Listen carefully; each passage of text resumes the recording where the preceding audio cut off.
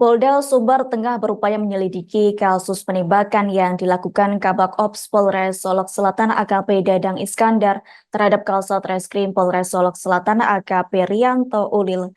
Adapun di Reskrimum Polda Sumatera Barat yakni Kombes Pol Andri Kurniawan menyatakan telah melakukan pendalaman dan meminta keterangan ahli lainnya. Sementara itu, bahkan kepolisian juga masih mendalami siapa pemilik tambang galian C yang diduga dibackingi oleh AKP Dadang. Sejauh ini, sosok yang baru ditangkap adalah sopir truk di tambang galian C tersebut.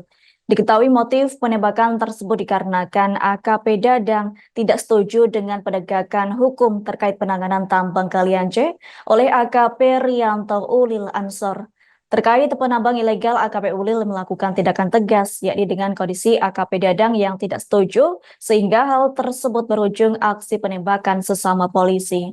Lanjut, Kombes Andri mengatakan bahwa AKP Dadang kini dijerat dengan pasal berlapis. Selain itu, AKP Dadang disangkakan dengan pasal pembunuhan berencana, yaitu pasal 340 KUHP, subsider pasal 338 KUHP pembunuhan, dan subsider pasal 351 ayat 3 tentang penganiayaan berat.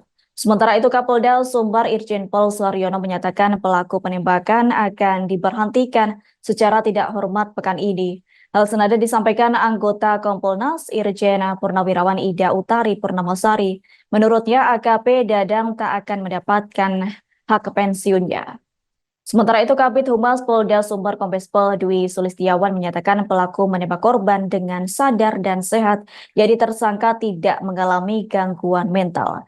Terkini Polda Sumbar juga akan menindaklanjuti dan melakukan pemeriksaan apakah tersangka menggunakan narkoba atau tidak.